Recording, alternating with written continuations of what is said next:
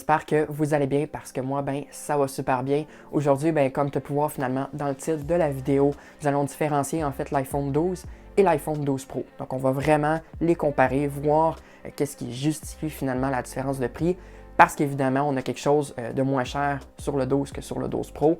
On part sur 1129 $ pour la version 12 et 1399 $ pour la version Pro. Donc, qu'est-ce qui justifie en fait le 270 $? Donc, je vais vraiment parler de tout ça. Donc, avant de commencer cette vidéo, je t'invite tout simplement à t'abonner sur ma chaîne. Ça me ferait super plaisir et c'est super gratifiant. Donc, commençons cette vidéo. Donc, je vais commencer avec tout ce qui est design parce que veux pas, je pense que c'est quelque chose qui a eu une grosse innovation cette année. Donc, on a quelque chose avec des bords droits comme j'avais mentionné dans ma précédente vidéo et on a des matériaux qui sont différents sur les deux modèles.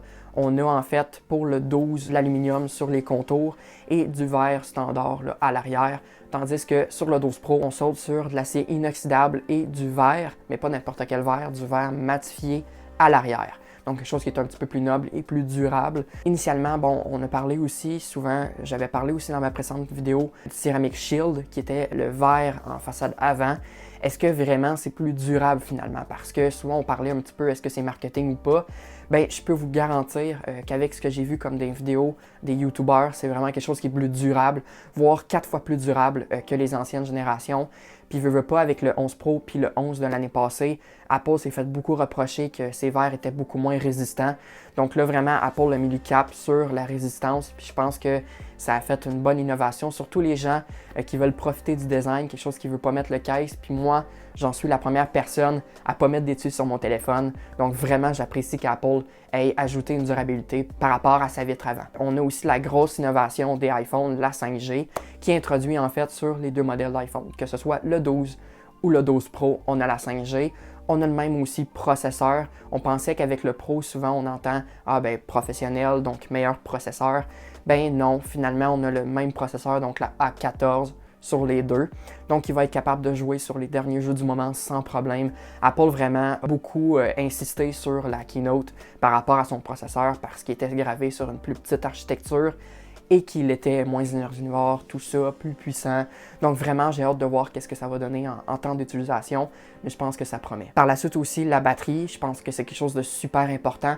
La batterie, on est toujours sur la même chose, donc 17 heures en lecture vidéo, c'est ce qu'Apple mentionne sur leur site d'Apple. Après, on a la résistance à l'eau, bien évidemment, qui a été un petit peu augmentée par rapport aux années passées, donc on saute à IP68 pour les deux modèles. On peut l'immerser finalement à 6 mètres de profondeur pendant 30 minutes, donc ça, c'est vraiment le fun pour des accidents ou quoi que ce soit. Donc c'est sûr que je le recommande pas pour vraiment tout ce qui est hors accidentel parce qu'évidemment c'est pas couvert par la garantie, donc ça c'est vraiment une chose qui est importante, mais pour l'instant on a vraiment la même certification pour les deux également.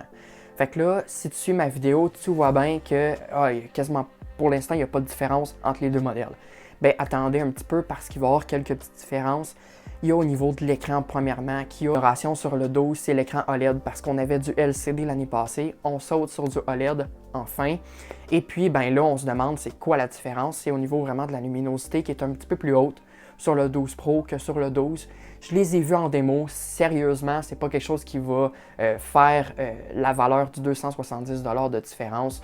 Je vois pas vraiment l'intérêt d'avoir une meilleure luminosité, surtout qu'en basse luminosité, on ne l'utilise pas vraiment. On diminue souvent la luminosité avant de se coucher et tout ça. Donc, je vois pas vraiment l'intérêt. Mais en tout cas, c'est une des différences sur papier qu'Apple a introduit. Et après, là, ce qui va jouer beaucoup, c'est la photo. Donc, la photo, évidemment, qu'on ajoute le capteur LiDAR pour la version Pro.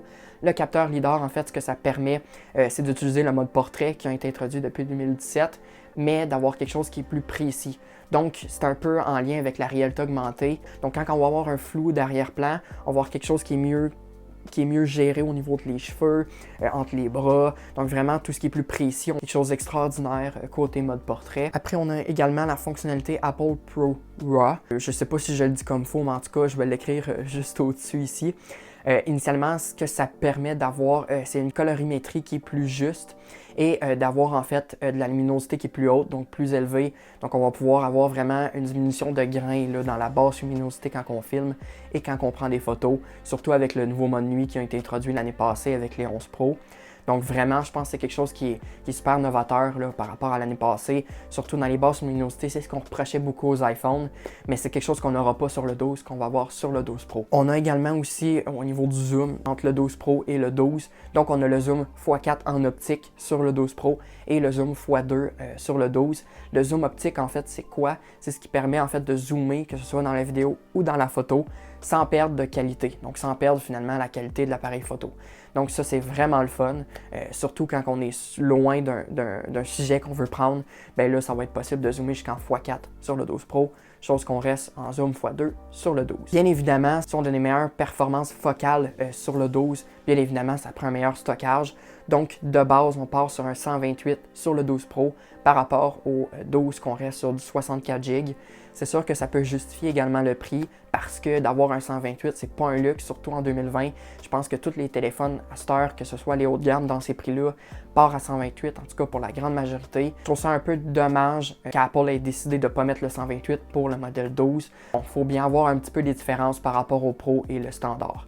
Donc, si on regroupe vraiment toutes les différences entre le 12 Pro et le 12, on a la luminosité qui est plus élevée sur l'écran. On a une meilleure focale, donc que ce soit en vidéo et en photo. On a un stockage aussi qui est plus élevé sur le 12 Pro que sur le 12.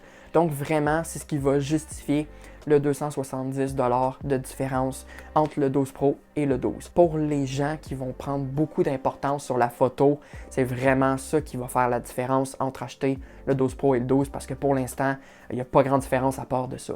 Initialement, j'espère que vous avez apprécié cette vidéo. N'hésitez pas à mettre un petit thumbs up si vous avez apprécié. Et sur ce, on se retrouve dans une prochaine vidéo. Allez, salut!